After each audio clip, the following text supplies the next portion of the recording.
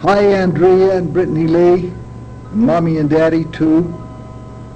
Today is August 25th, 1990, and today for the first time ever, Grandma Jordan's going to make a recording with her brand new omnichord. And Grandpa's going to sing you the words to Mary Had a William Goat. As soon as you learn the words, I want you to burn this tape because it's going to sound so bad.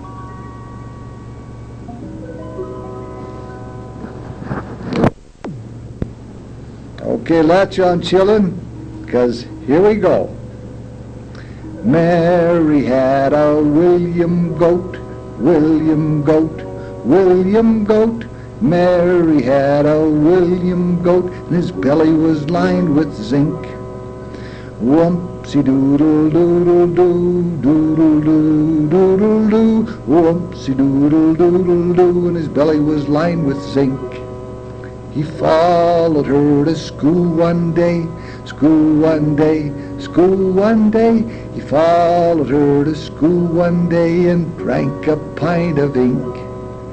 Wumpsie doodle doodle doo, doodle doo, doodle doo. Wumpsie doodle doodle doo, and drank a pint of ink.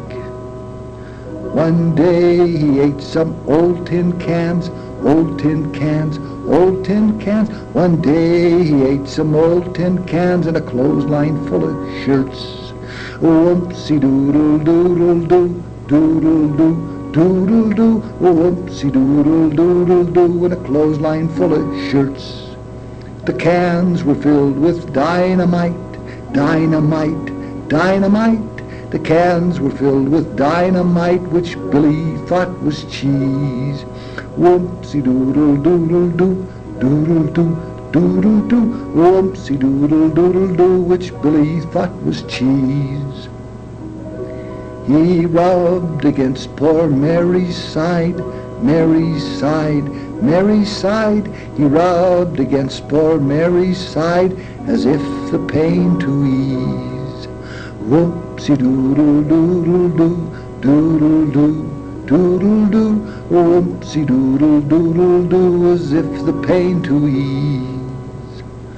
A sudden flash of girl and goat, girl and goat, girl and goat. A sudden flash of girl and goat, and they no more were seen. Wumpsie doodle doodle doo, doodle doo, doodle doo. Wumpsie doodle doodle doo, and they no more were seen. Mary's soul to heaven went, heaven went, heaven went. Mary's soul to heaven went, and Billy's went too. Wumpsie doodle doodle doo, doodle doo, doodle doo. Wumpsie doodle doodle doo, and Billy's went there too.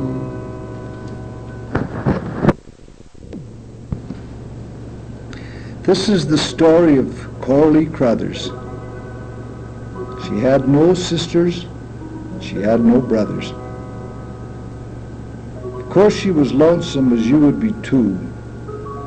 So one day she decided just what she would do.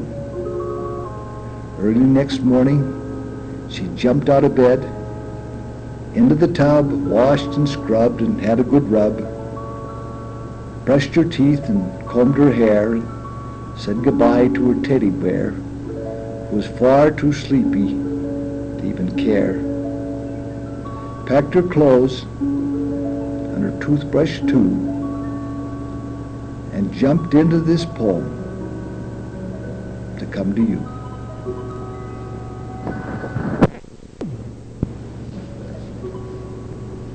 The owl and the pussycat went to sea in a beautiful pea-green boat.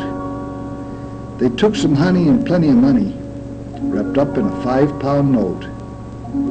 The owl looked up to the moon above and sang to a small guitar, "Oh lovely pussy, oh pussy, my love, what a beautiful pussy you are, what a beautiful pussy you are."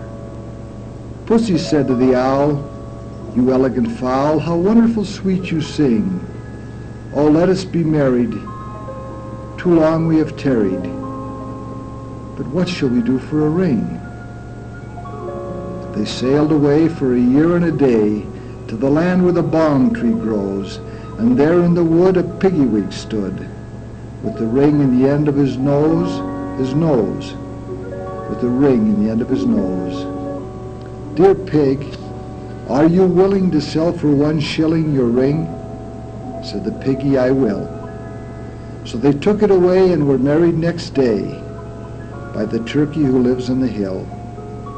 They dined upon mince and slices of quince, which they ate with a runcible spoon, and hand in hand on the edge of the sand, they danced by the light of the moon.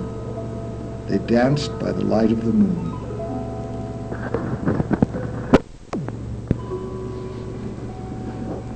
This is a poem called Only One Mother. I hope you kids learn this one. Hundreds of stars in the pretty sky, hundreds of shells on the shore together, hundreds of birds that go singing by, hundreds of bees in the sunny weather, hundreds of dewdrops to greet the dawn, hundreds of lambs in the purple clover, hundreds of butterflies on the lawn, but only one mother the wide world over. They have to stay glued to it too long. This is the story of Peter Rabbit. It's an adventure story. Peter was one of 4 little rabbits who didn't like to do what his mother told him to do, and he got into trouble.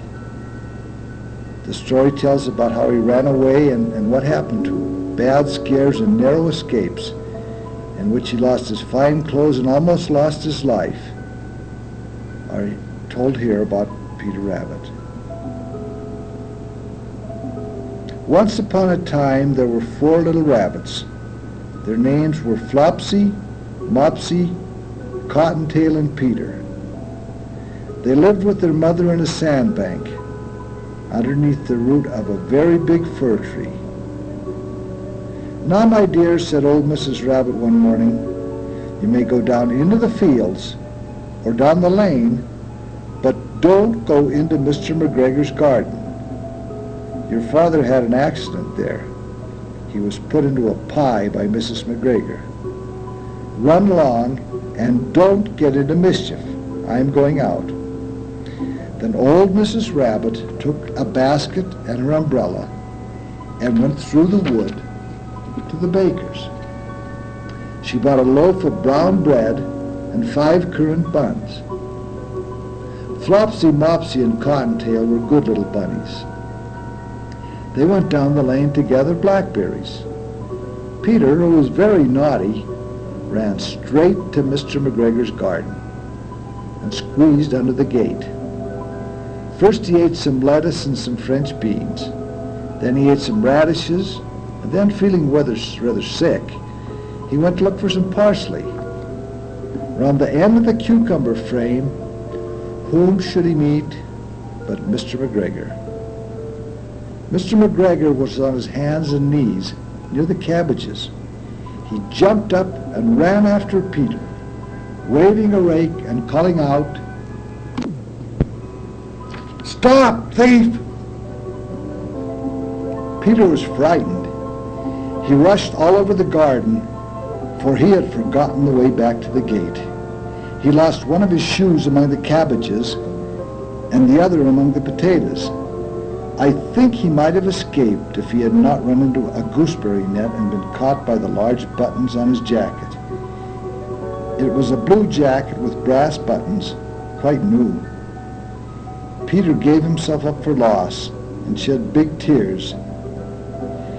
His sobs were overheard by some friendly sparrows. They flew to him in great excitement and begged him to do something.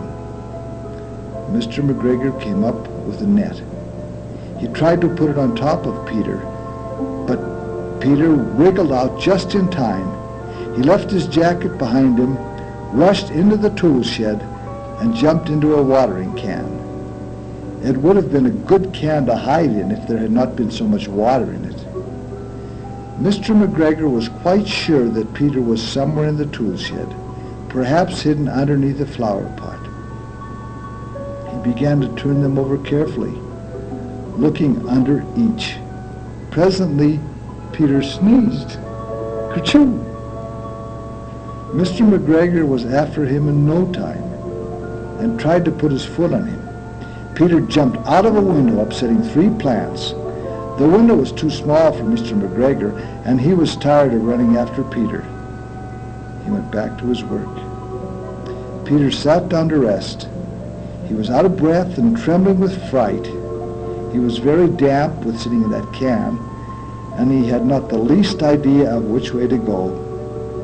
After a time he began to wander about, going lippity-lippity, not very fast, and looking all around. He found a door in the wall, but it was locked. There was no room for a fat little rabbit to squeeze underneath. An old mouse was running in and out and over the stone doorsteps, carrying peas and beans to her family in the wood. Peter asked her the way to the gate. She had such a large pea in her mouth that she could not answer. She only shook her head at him. Peter began to cry. He tried to find his way straight across the garden, but he became more and more puzzled. Presently he came to a pond where Mr. McGregor filled his water cans. A big white cat was staring at some goldfish. She sat very still, but now and then the tip of her tail twitched, as if it were alive. Peter thought it best to go away without speaking to her. He had heard about cats from his cousin, little Benjamin Bunny. He went back toward the tool shed. Suddenly, quite close to him, he heard the noise of a hoe. Scritch, scratch, scratch, scritch. Peter crouched underneath the bushes. As nothing happened, he came out, climbed upon a wheelbarrow, and peeped over. The first thing he saw was Mr. McGregor hoeing onions. His back was turned to Peter. Beyond him was the gate. Peter got down off the wheelbarrow very quietly. He started running as fast as he could along a straight walk behind some black currant bushes. Mr. McGregor caught sight of him at the corner, but Peter did not care. He slipped underneath the gate and was safe at last in the wood outside the garden. Mr. McGregor hung up the little jacket and the birds for a scarecrow to frighten the blackbirds. Peter never stopped running or looked behind him until he got home to the fir tree. He was so tired that he flopped down upon the nice soft sand at the floor of the rabbit hole and shut his eyes. His mother was busy cooking. She wondered what he had done with his clothes. It was the second little jacket and pair of shoes that Peter had lost. I'm sorry to say that Peter was not very well during the evening. His mother put him to bed. She made some bitter tea, and she gave a dose of it to Peter. 1 tablespoonful to be taken at bedtime. But Flopsy, Mopsy, and Cottontail had bread and milk and blackberries for dinner, because they were good little bunnies.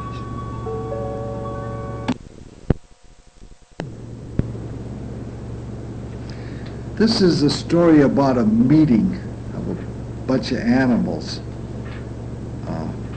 mice. And they had a meeting because somebody had to figure out what they could do about their enemy, which was the cat. They called him Great Cat. And you'll see if they work together well to solve their problem. Sharp Eyes ran the meeting. That was the name of the mouse, Sharp Eyes. And he rapped on the table and he said, "This council will come to orders. Our numbers have been greatly thinned by our enemy Great Cat. What shall we do?" And Silvertail answered, "Kind friends, these are sad times. We must do something. We cannot let this go on. Our children will all be killed." And then another mouse named Brownie was kind of crying, and she says, "Oh, my little ones were taken yesterday. what shall we do?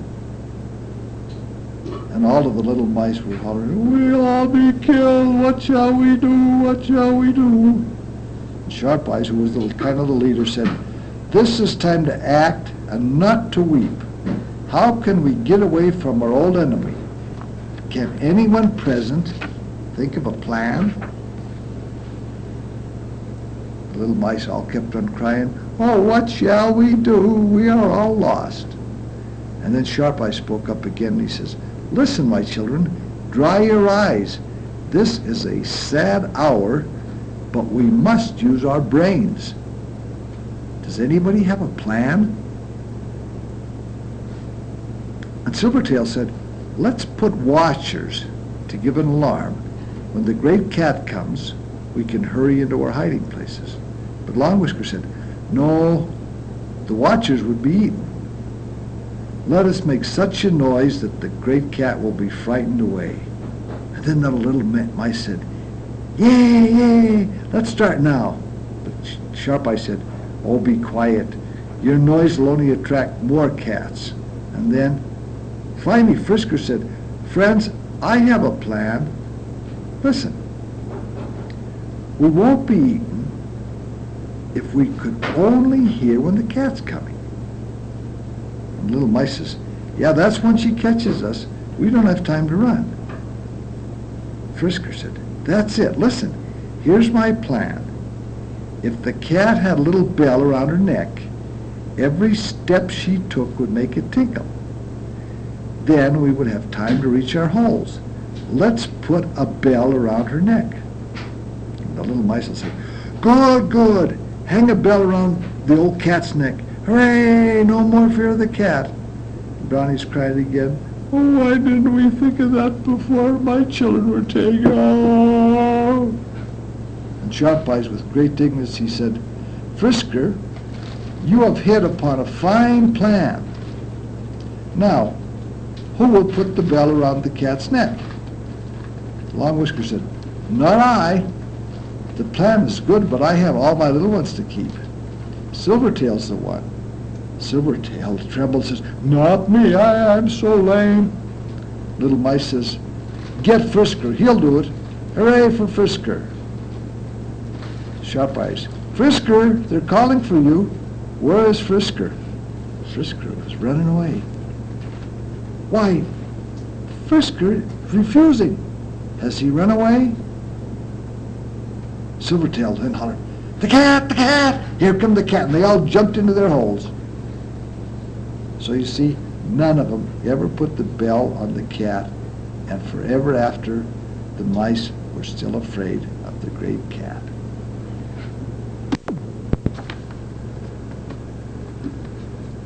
This story is called The Tortoise's Picnic. I think you heard it before, kids, but it's been a long time and you might like to hear it again. There were once 3 tortoises, a father, a mother, and a baby. And one fine spring day they decided that they would like to go for a picnic.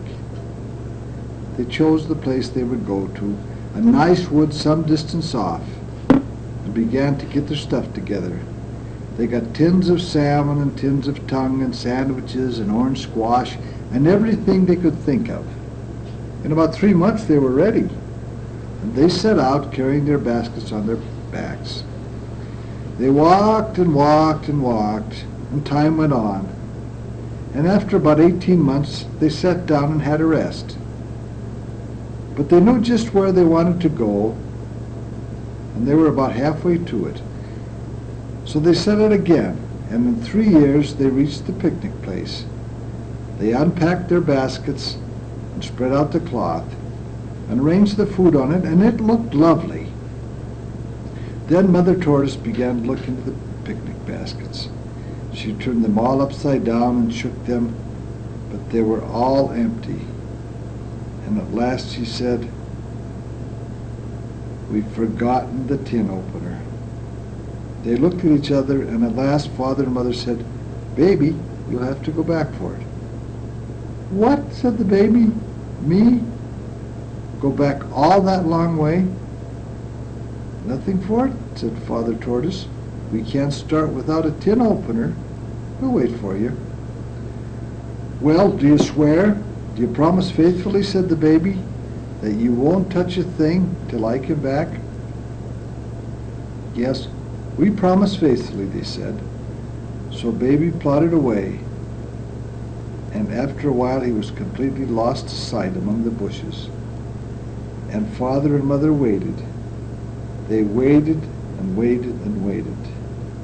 And a whole year went by, and they began to get rather hungry. But they had promised, so they waited. And another year went by, and they really got very hungry. "Don't you think we could just have one sandwich each?" said Mother Tortoise. "He ought to be back by now." "Yes, I suppose he ought," said Father Tortoise. "Let's just have one sandwich while we're waiting." They picked up the sandwiches, but just as they were going to eat them, a little voice says, "Aha! I knew you'd cheat." And Baby Tortoise popped his head out of a bush. "It's a good thing I didn't start for that tin opener," he said.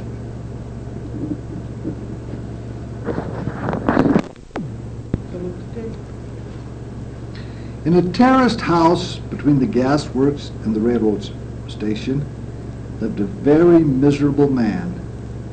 He was miserable because he lived between a motorbike mechanic and a music teacher.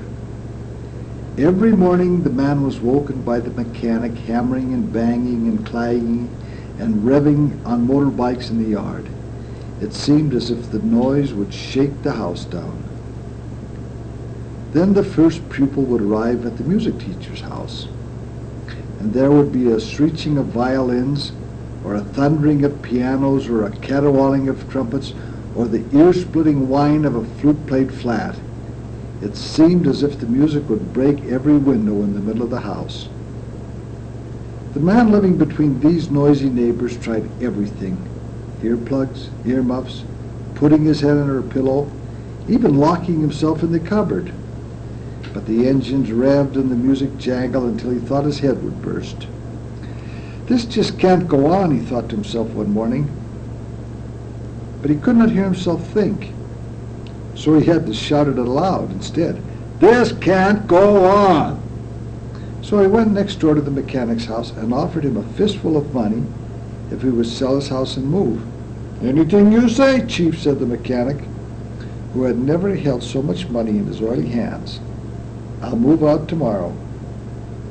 Then the man went to his other neighbor, the music teacher, and offered her all the money he had left if she would sell her house and move.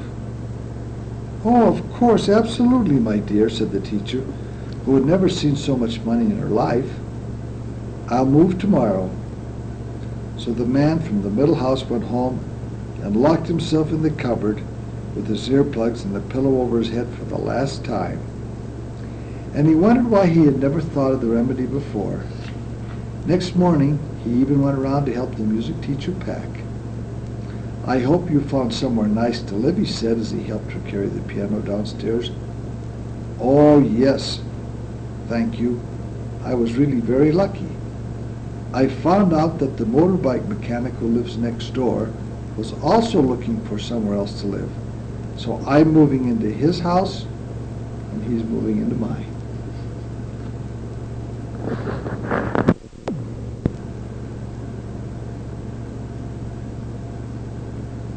This story happened many, many years ago in Arabia, or a place called Persia, which is close to Arabia. Persia is called Iran now. It's a story of a nightingale. There was once a nightingale who lived in a large crystal cage. She belonged to a rich Persian merchant who loved more than anything else to listen to her sweet song. If he sometimes detected a sad note, he quickly dismissed it from his thoughts. "My nightingale has everything a bird could possibly want," he told himself. "I'm sure she's the happiest bird in Persia." One day the merchant announced that he was going on a long journey to buy silks and perfumes from the east. On the way he would pass the nightingale's first home, a forest whose floor was carpeted with flowers. Was there anything the nightingale wished him to say to her brothers and sisters? "Just tell them I'm well," she said, "and ask if they have a message for me." The merchant did as she requested, and on returning from his journey, he immediately went to see her. "I asked one of your brothers if he had a message for you," he said in a puzzled voice, "but all he did was to fall to the ground and lie completely still among the flowers. I picked him up, but he still didn't move, so I decided he must be dead. I gently put him down and was just turning to leave when he fluttered his wings and flew high up into a tree. I called to him again and again to say something, but he ignored all my pleas. I think your brothers and sisters must have forgotten you." The nightingale bowed her head in grief. All day long she refused to eat or drink any of the tasty morsels which were brought to her. And when the merchant came to see her the next morning, he found her lying at the bottom of her cage. Not a feather moved as he begged her to fly to her perch and sing. Then he opened the cage, carefully picked her up and gently stroked her neck, but she still did not move. Stricken with grief, he thought she must have died. So with tears in his eyes, he took her outside and laid her on the grass. And as he walked back to his house, he turned to look at her one last time. And then he saw her brown wings quiver in the sunlight, and her beak open up in a cry of joy and happiness. The nightingale soared into the sky. "Thank you for the message from my brother," she called. "It was the best message I've ever received." And away she flew to the forest, whose floor was carpeted with flowers.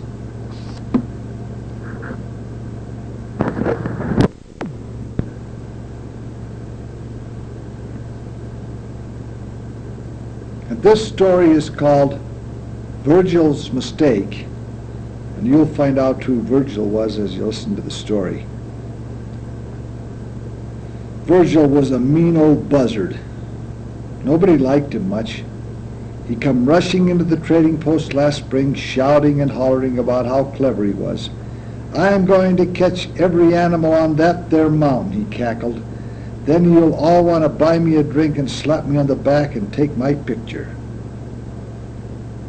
"Have you bought yourself a new gun then, Virgil?" someone asked.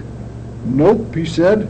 "I took my penknife and a piece of wood and I whittled myself a musical pipe. That's what I did." Everyone in the store laughed at the thought of Virgil playing music to the wild animals on the mountain. But he glared around him. "When I blow through that there pipe, I can make the noise of any animal you name. Deer, raccoon, beaver." "Skunk," said somebody, and Virgil stormed out of the trading post and stomped off into the Smoky Mountains with all his food and his music pipe. Well, they say he went deep among the maple trees before he took out his pipe and made the noise of a deer. Sure enough, a little red deer heard the sound and came out of the trees. Calm as you like, Virgil loaded his gun and aimed at the little critter. Bang! He took a shot at it, and he missed.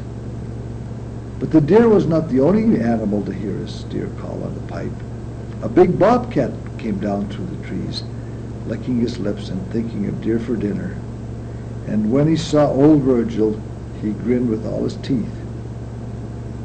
Now Virgil's gun was empty, but quick as a flash, he blew down the musical pipe and made the noise of a mountain lion. And he frightened that bobcat so much that he took off through the trees as fast as if a real mountain lion was on his furry heels. But the bobcat was not the only animal to hear his lion call in the pipe. A big, hungry mountain lion came down through the trees, thinking that her mate had found something tasty for dinner. And when she saw old Virgil standing there, she grinned with all her teeth. Quick as a flash, Virgil blew down the musical pipe again and made the noise of a great grizzly bear. And he frightened that mountain lion so bad that she took off through the trees as fast as if a real grizzly was on her furry heels. But the mountain lion was not the only animal to hear the bear call on the pipe. A huge, lonely grizzly bear heard it and came down through the trees with love in his big grizzly heart. But he did not find a mate. All he found was Virgil.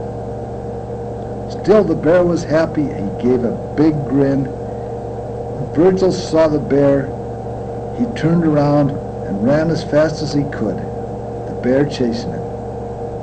Well, Virgil got away, but the bear got the seat of his pants, and when Virgil got back to town, he had a bare bottom, and everybody laughed at that mean old buzzard, Virgil.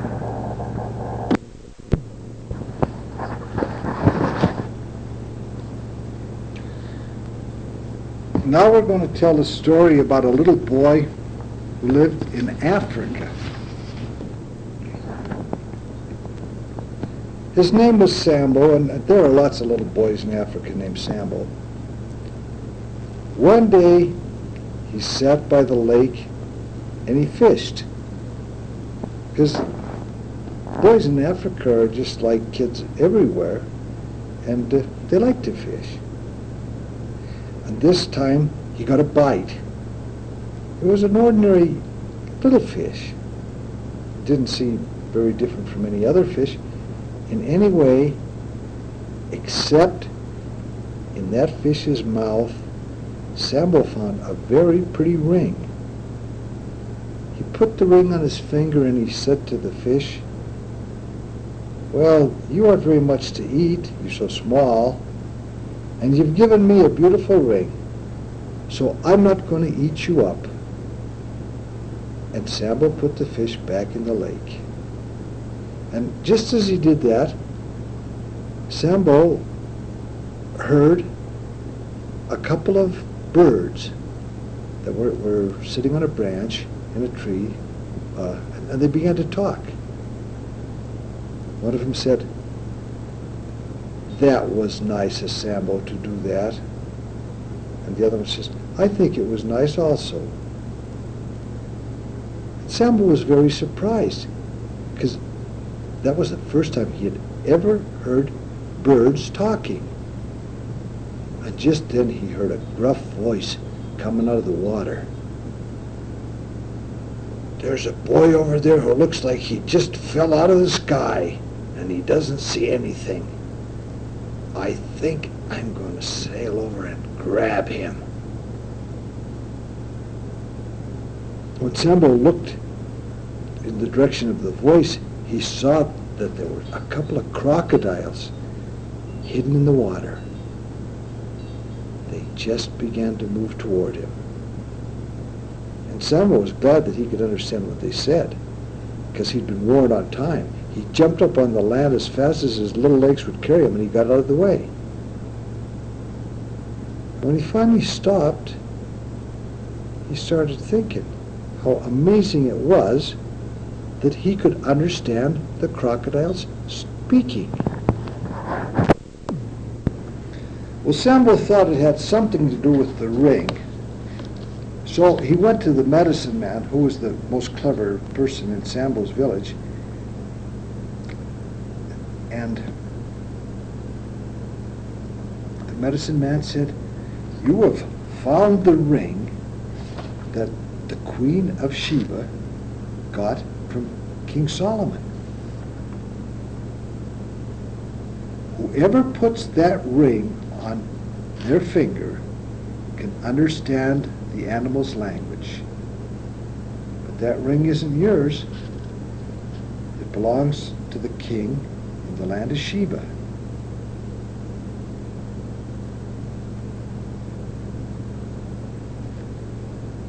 It was lost by his relatives many thousands of years ago. "But how can I get to the land of Sheba?" Sambo asked. "Well, we'll have to see," said the medicine man.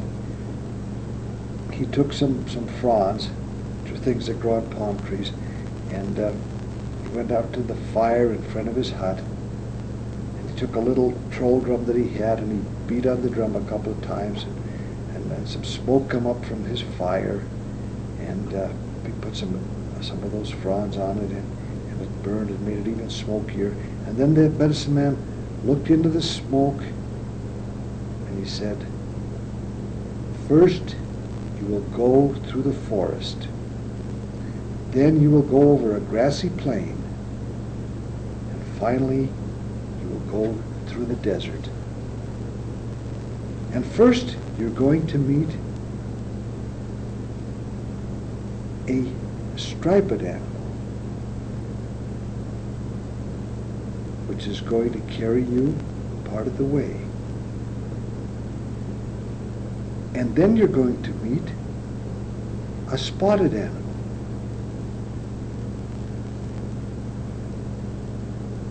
And finally, you're going to meet an animal whose color is the same as that of the sand in the desert.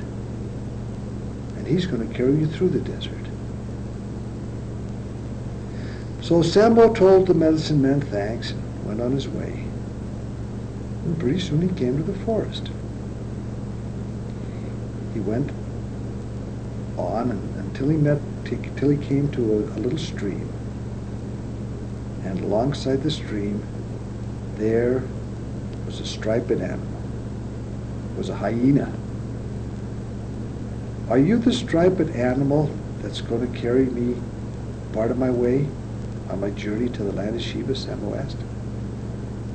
And the hyena started to laugh. "Oh, is that what you think?" she said. "Well, that's probably the zebra. She is nice and agreeable. She comes here about now, this time of day, to get a drink. But I think I'm going to scare her away." The hyena thought that was very funny, and she laughed so hard that she fell down into the stream.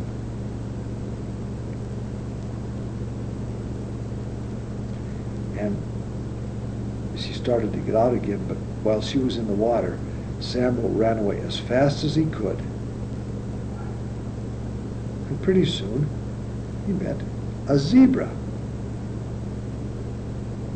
"Are you on your way to the stream to drink?" Sambo asked.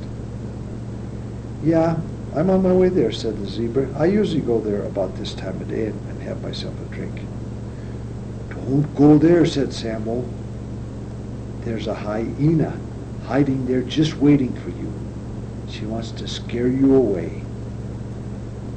And the zebra became very, very sad, and she wondered what she was going to do for her drink. "Well, come with me," said Sambo. "A little bit farther on the way to the land of Sheba, we'll find another forest and another stream, and you can drink there." And so the zebra was quite happy to go with Sambo, and he got to ride on her back.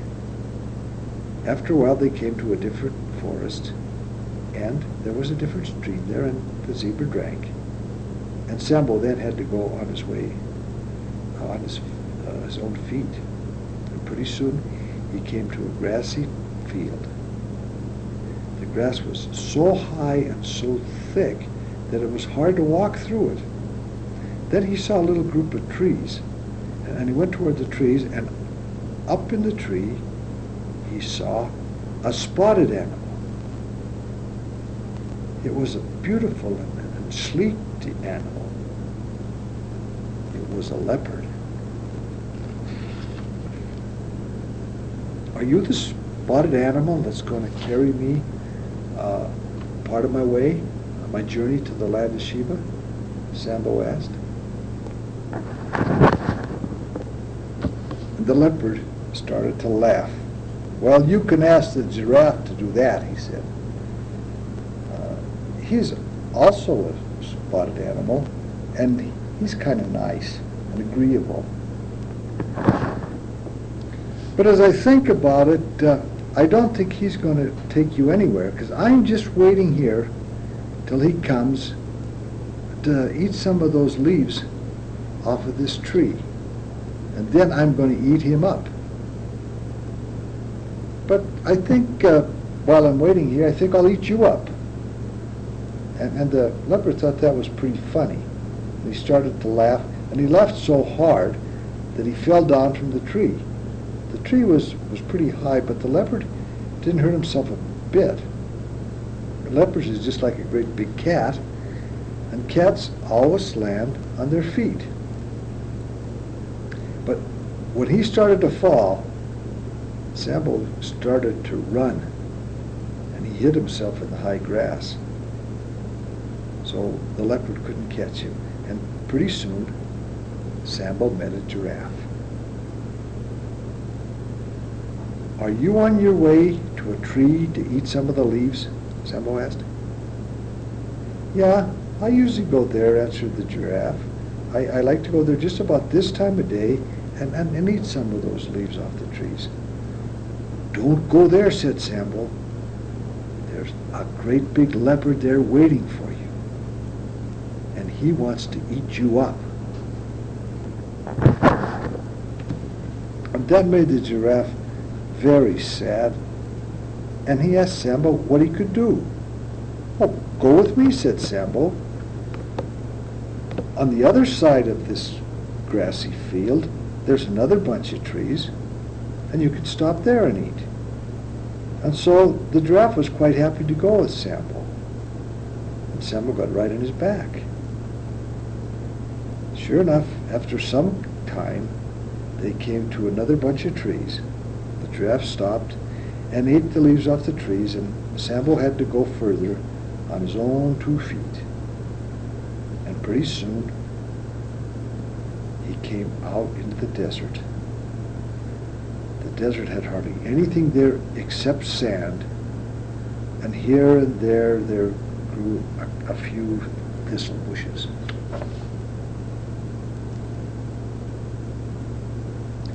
And pretty soon, Sambo saw a very stately animal. It had the same color as the sand in the desert, and it had a very great mane of hair around its throat. It was a lion. "Are you the animal that's going to carry me part of my way through the desert on my journey to the land of Sheba?" Sambo asked. "Well, ask the camel to do that," said the lion.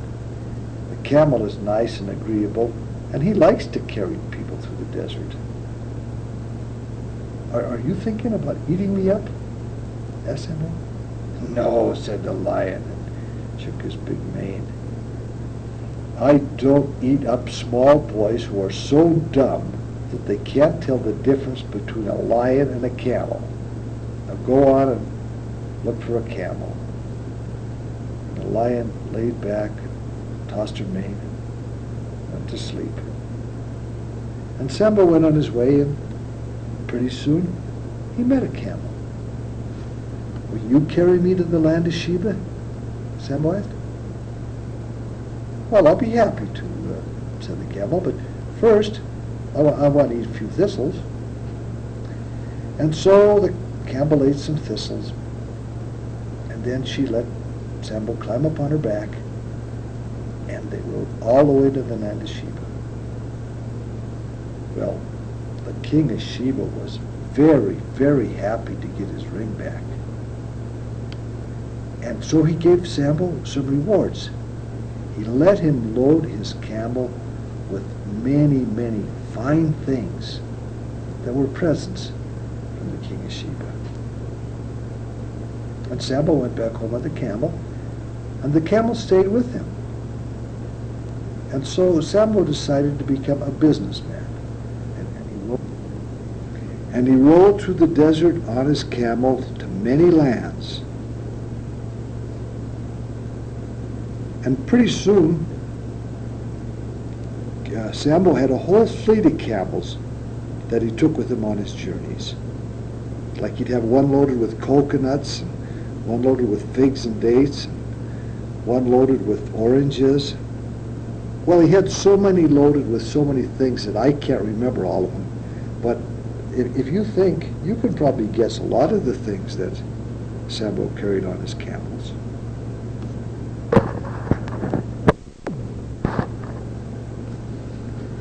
Well, we're getting pretty close to the end of this tape now, so Grandpa doesn't want to start any long stories. Maybe I can tell you a couple of short ones. I met a little elf man down where the lilies blow.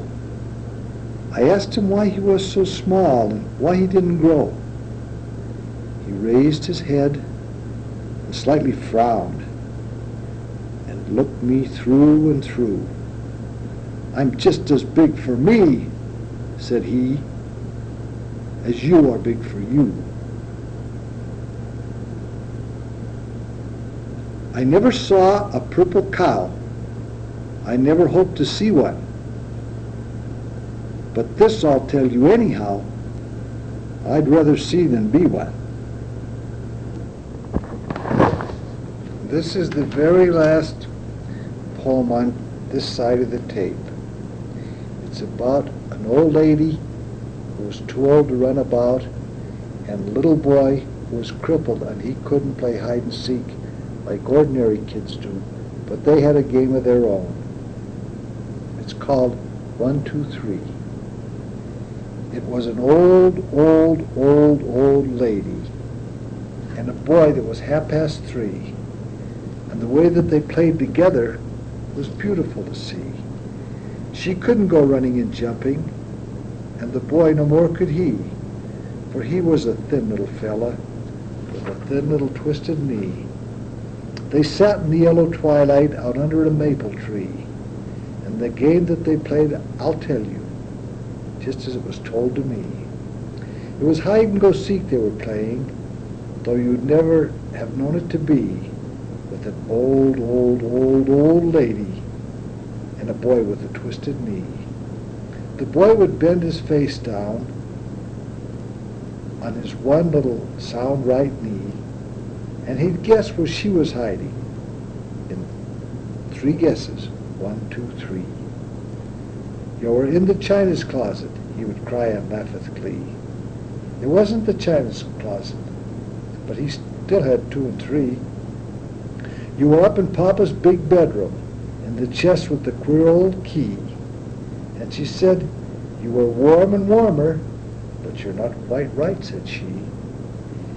"It can't be the little cupboard where Mama's things used to be, so it must be the clothespin, Grandma." And he found her with his 3. Then she covered her face with her fingers that were wrinkled and white and wee, and she guessed where the boy was hiding with a 1 and a 2 and a 3.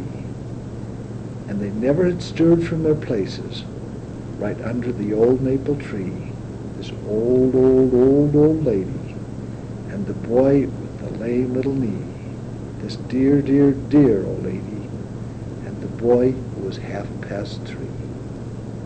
And now we're very close to the end of the tape.